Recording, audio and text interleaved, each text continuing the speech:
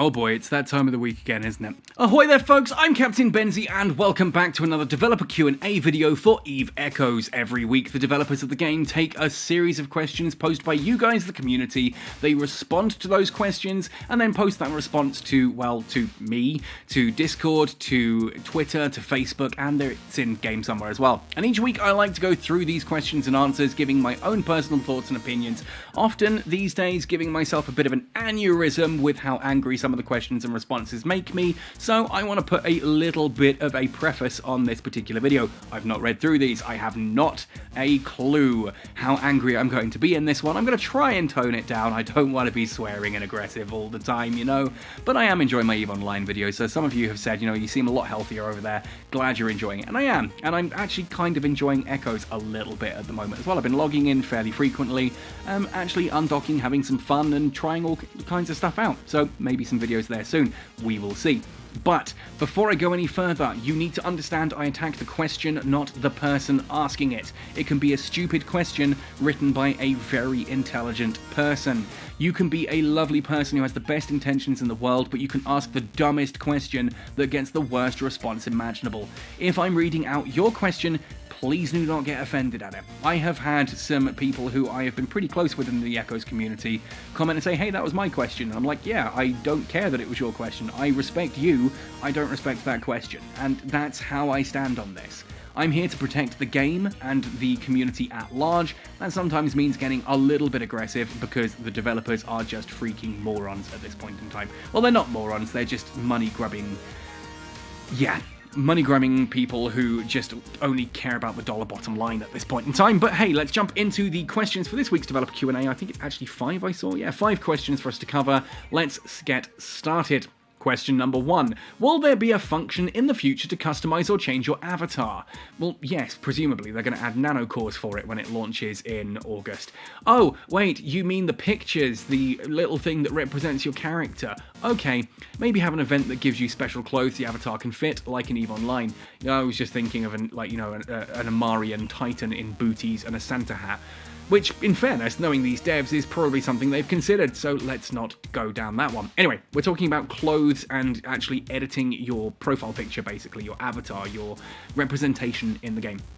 Now, we know from early on, they don't care about this. These are basically, like, pictures that were just generated using sort of like the EVE Online character creator, and then they've just put a load of them for you to choose from, and kind of also made it so that you have to keep hitting random buttons to find the ones that you like. It's an awful system. It's an absolutely awful system, but why the hell would NetEase care? Oh, unless they could sell you some. So I guess there's that. Thank you for your interest in EVE Echoes, says Kylum. Unfortunately, the avatars in Echoes are not editable and do not support clothes changing. We know that, that's why he's asking the question. We've considered adding avatar frames and other decorations like you get in every other bloody mobile game ever. Oh, Call of Duty, Apex, PUBG, any game you want to play like this. First thing they start putting in battle passes is frames for your avatar because anyone gives a crap. Anyway. We've considered adding avatar frames and other decorations, but due to limited staffing, this low prioritized feature wouldn't meet with players in the short term. But it means they're thinking about it. They're thinking about new ways to take your money. And at least I suppose these are ways that, are minor. They're just cosmetic. It's not new ways to take your money to give you a freaking sciencey, like carrier, for example. But there we go. It's too late now. It's too late now. The damage has been done. Shit like this is what they should have been doing when they needed money to start with, not going straight to selling ships and murdering the whole industrial sector. Moving on then, question 2. With the successful introduction of carriers, faction carriers, and sciencey... successful. Yeah, successful. Was this written by a shareholder? And soon the super carriers. Is there any plan to add a fighter lightweight ship-specific implant? The effects could be similar to Warhead Charge, Toggle Type to Focus Command, to Focus Attack, single enemies that increase flight speed but reduce percentage damage. Oh, and Scramble Command, each fighter. Who gives a crap? Seriously, can we get rid of bloody implants?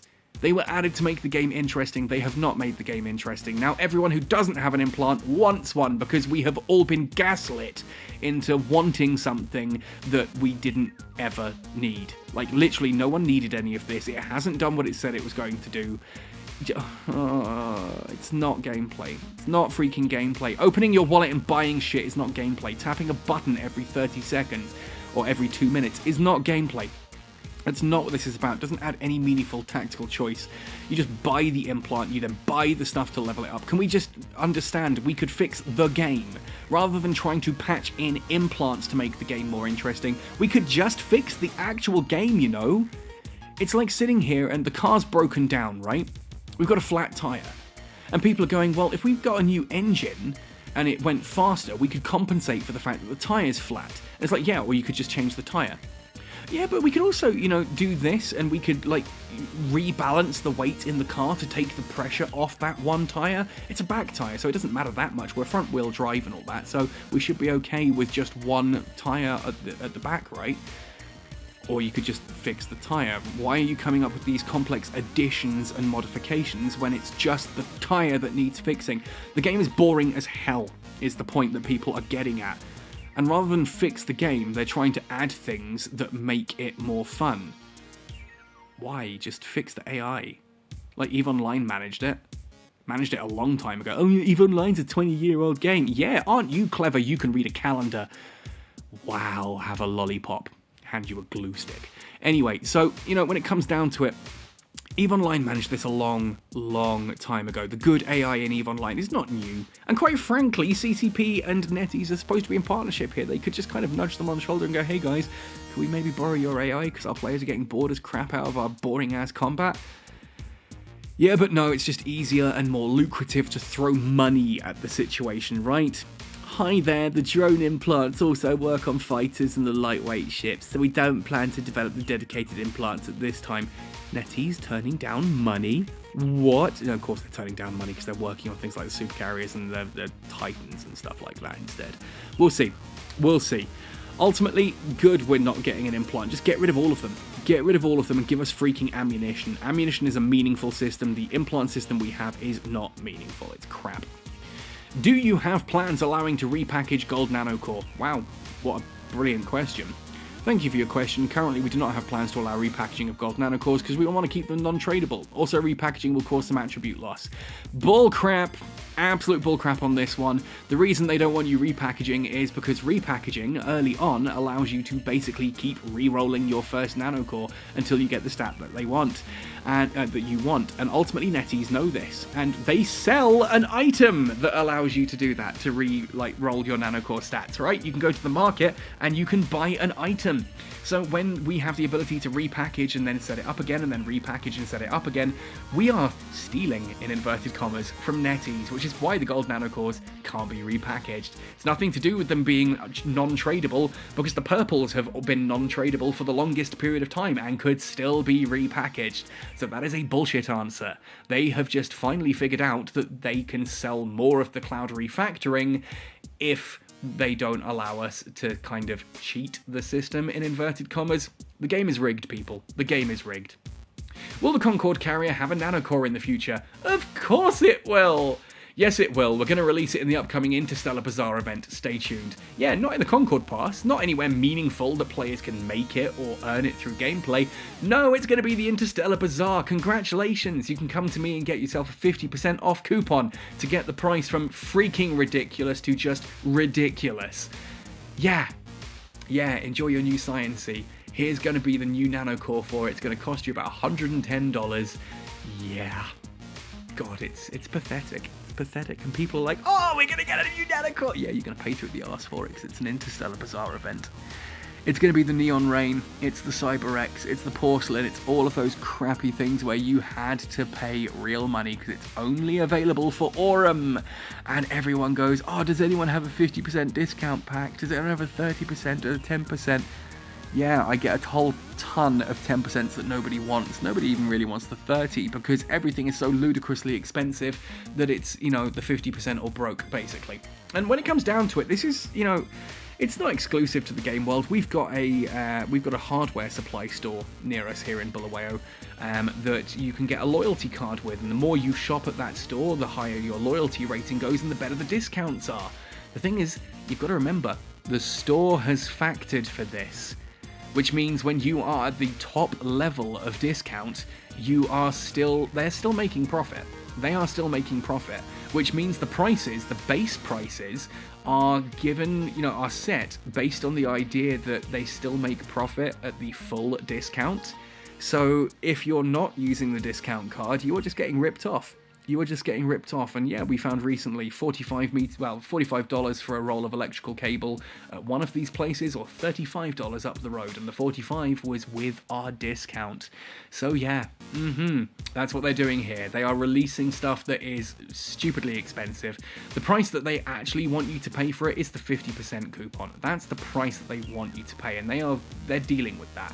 Which means that the actual price they list it at is double what they should. Which means anyone running a 30 or a 10%, you're getting ripped off. Heck, even the people running a 50%, quite frankly, let's be honest. You're paying that much money for a bloody video game to make your ship a little bit shinier in a video game. You're literally paying to be able to grind better. What's that grind getting you? What are you actually getting with that grind? You're paying money to grind better. But what is that grind actually getting you, other than an imaginary high score of ISK in a game that no one cares? There we go. Congratulations, folks. Interstellar Bazaar event coming up with Science-y nano cores. Yay! As other special faction cruisers are coming out, is there any plan to add Mordu's Legion and Sisters of Eve special faction ships? We appreciate your feedback, says Kylum. Unfortunately, we do not have any immediate plans to add them to the game. Because of limited staffing, we'll prioritise releasing special ships of more popular factions. If we have the opportunity in the future, you will add more varieties of special faction ships. Thank you for your support. And again, I call bullshit, because Mordu's Legion and Sisters of Eve are both very popular factions. The reason you guys won't do that is because they don't exist as Alliance tournament ships. You'd actually have to put, two brain cells together and try and figure out something NetEase, which they're not going to do. So at this point in time, no, that's not going to happen. It's why we're also not going to see things like the battleships, like any battle cruisers or destroyers or anything like that recently, because that requires brain power and effort to do, which NetEase just don't have time for anymore. It's how can we get the money, not how can we make it fun. That is the NetEase sort of way of developing at the moment. I wish that the supercarriers were more than they currently are, but they're not. They're just big thing bigger. That's literally what they are. I would hope that NetEase could get around this whole design issue, but they're not. They're not. And you watch this new Interstellar Bazaar. It's not just the Science-y, it's going to be the super capitals as well. Then we've got the anniversary coming up. It's June already, so we've got July, and then in August, Titans land with the anniversary. That's going to be a big event with lots of opportunity to rinse your bank account free of every single zero on the end of your digits.